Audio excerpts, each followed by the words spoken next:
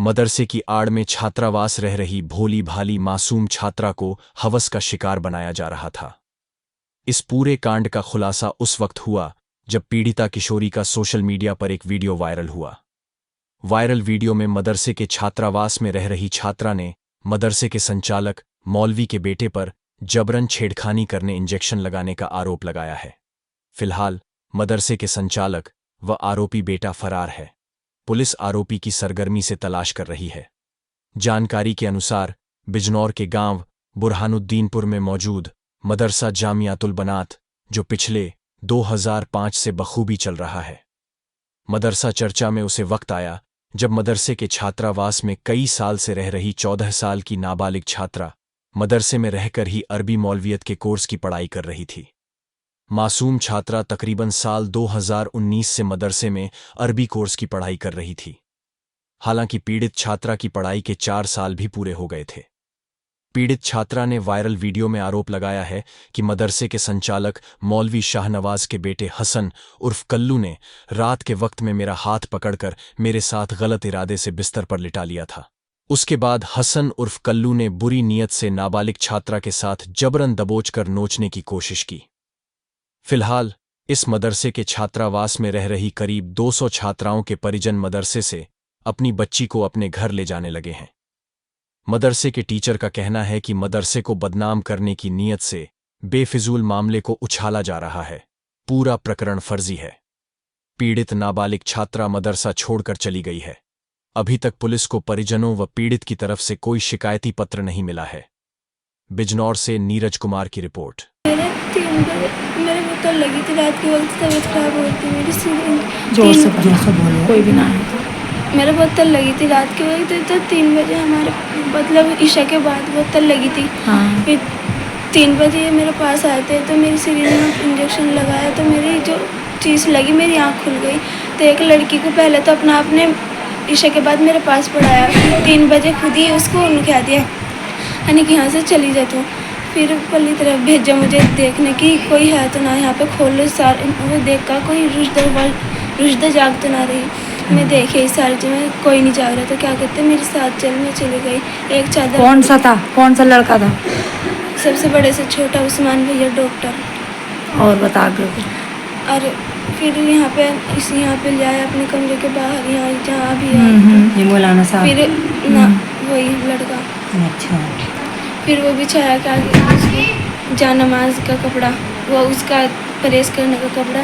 फिर मैंने कहा मुझे बिठा दिया। मैं सोच रही मैं वो कर रही, मुझे पता नहीं था कि मैं सोच रही थी मुझे सीने के में इंजेक्शन लगा रहे होंगे। फिर वो लाइट बंद करी और वो भी बंद कर दिया दरवाज़ा। मुझे डर लग गया, मैं जाने को एकदम मेरा हाथ पकड़ कर अपने पास लिटाने लगे।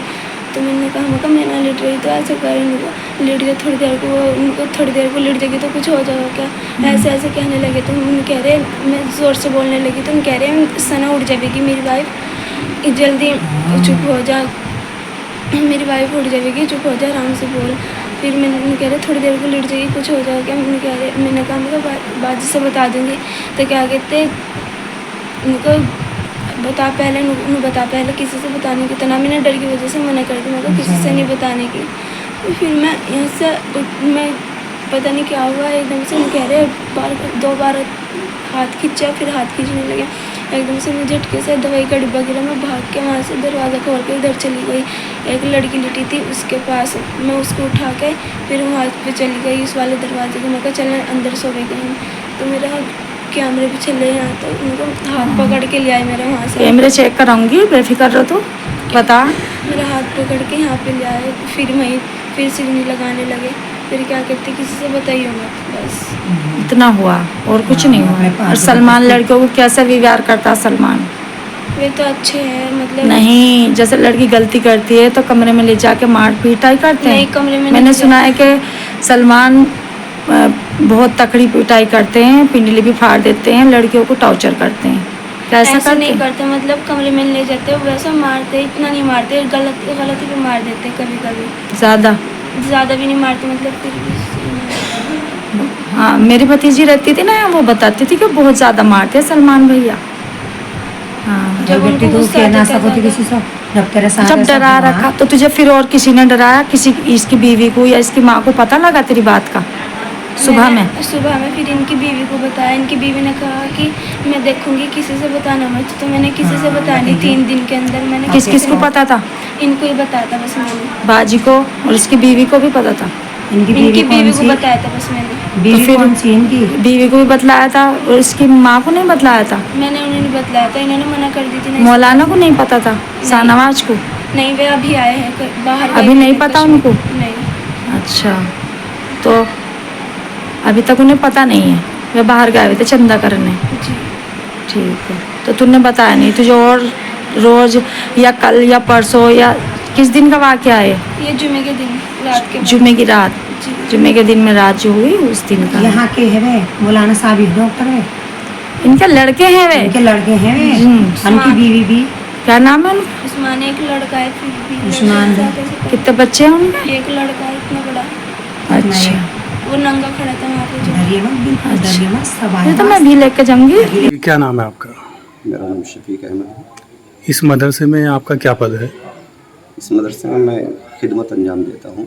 जैसे मदरसे के ताउन के लिए इधर उधर जाना होता है, छोटे बच्चों को पढ़ाने का भी मसला हो जाता है। कारी साहब, एक आपके यहाँ जो मदरसे में एक बच्ची की एक वीडियो वायरल हो रही है, क्या सच्चाई है इसमें? देखो, इसके बारे में तो पूरी जानकारी तो इसकी ज़िम्मेदारी देंगे भाई, हम तो एक छोटे से खादिम हैं, लेकिन इसकी पूरी मुकम्मल जानकारी तो नहीं है। लेकिन जैसा कि बच्चों से कुछ पता चला है कि यहाँ का निज़ाम जो है अल्हम्दुलिल्लाह बहुत साफ़ सुथरा निज़ाम है, और ये इदारा तकरीबन 20-21 साल से चल रहा है, और इसमें से बहुत बच्चियाँ पढ़ पढ़ कर यहाँ से फारिग होकर जा रही हैं, और आज तक कोई शिकायत इस 20 साल के बीच में कोई नहीं आई है।